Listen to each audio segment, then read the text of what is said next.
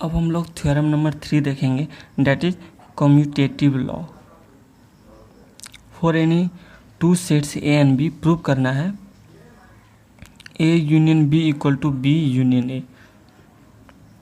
जैसे हम लोग थ्योरम 1 और 2 में देखे थे, यानी आपको दिखाना है कि ए यूनियन बी में जो एलिमेंट्स होंगे, ये भी सेट्स है, इसमें जो एलिमेंट्स होंगे वो इसमें भी होंगे। ठीक है, तो इसके लिए हम लोग क्या करते हैं ना, मान लेते हैं। ठीक है, बनाने का तरीका क्या है, लेट कर लेते हैं कि एक्स जो होगा वो बिलोंग्स कर रहा है सेट किस में, ए यूनियन बी में। ठीक है, तो यूनियन का मतलब हम समझते हैं, इसका क्या मतलब हो गया, एक्स जो होगा वो बिलोंग्स करेगा सेट ए में, या एक्स जो है वो बिलोंग्स करेगा सेट बी में। ठीक है ना, जैसे मान लेते हैं कि सेट ये ए है और ये सेट बी है। ठीक है, तो ए यूनियन बी में जो एलिमेंट्स होते हैं, जो भी होते हैं 1 हो 5 7 है, तो क्या होता है वो यहाँ भी हो सकता है, कोई 7 यहाँ भी हो सकता है, 5 यहाँ भी हो सकता है, या 1 यहाँ भी हो सकता है, या यहाँ भी हो सकता है। मान लेते हैं अगर 3 यहाँ पे कहीं भी हो सकता है। इसका मतलब ये जो कुछ भी ए यूनियन बी में जो एलिमेंट्स आता है वो रीजन ए या बी में कहीं भी होता है। तो इसके लिए हम लोग क्या करते हैं, x belongs to set A union B का मतलब X belongs to set A या X belongs to set B, कोई भी एक एलिमेंट्स लेंगे वो या तो ए में होगा या बी में होगा।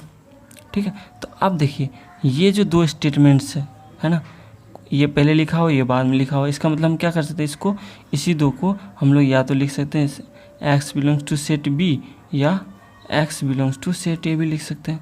ये तरीका है लिखने का, प्रूव करने का। इसी तरीके से हम लोग को बढ़ना है, सीखना है कि ये तरीका से हम लोग प्रूव कर सकते हैं। ठीक है, ये जो दो स्टेटमेंट्स ये पहले लिखा बाद में लिखा गया, हम इसको इंटरचेंज भी कर सकते हैं, कोई दिक्कत नहीं है ना। जैसे हम लोग इसको तोड़े इसमें, उसी तरह से हम यहाँ पे इस स्टेटमेंट को इसमें ला सकते हैं। बी पहले है तो यहाँ पे क्या हो गया, x belongs to set U और है, या लिख सकते हैं यहाँ पे बी यूनियन ए।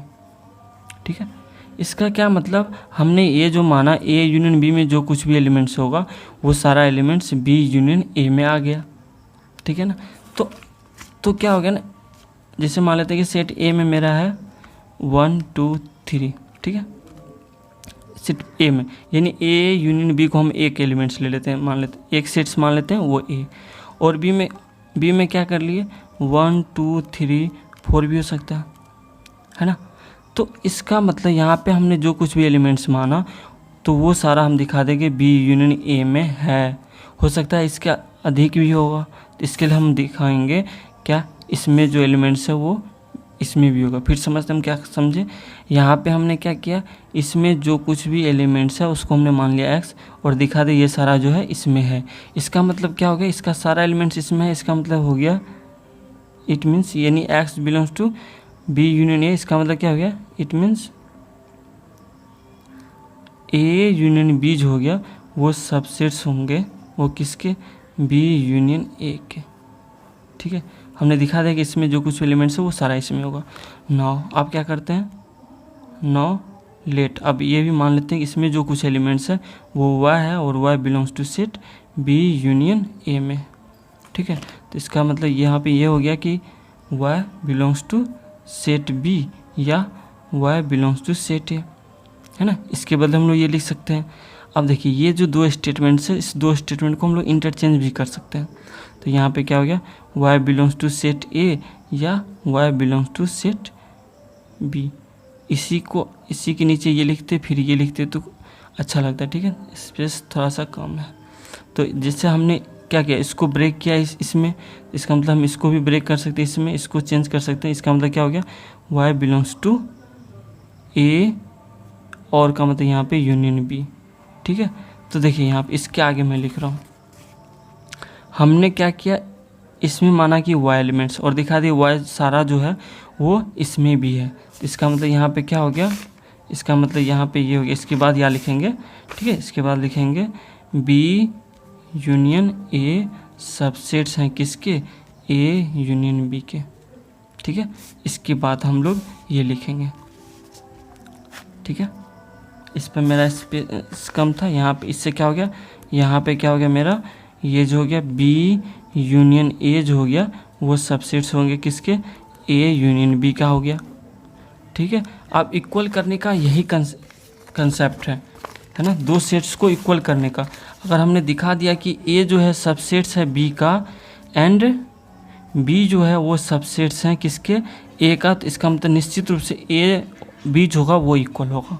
ठीक है, आप क्या करो, ये लिखने के बाद यहाँ पे लिखोगे हियर, ठीक है, ए यूनियन बी जो है वो सबसेट्स हैं बी यूनियन ए का एंड बी यूनियन ए जो है वो सबसेट्स हैं किसके, ए यूनियन बी का।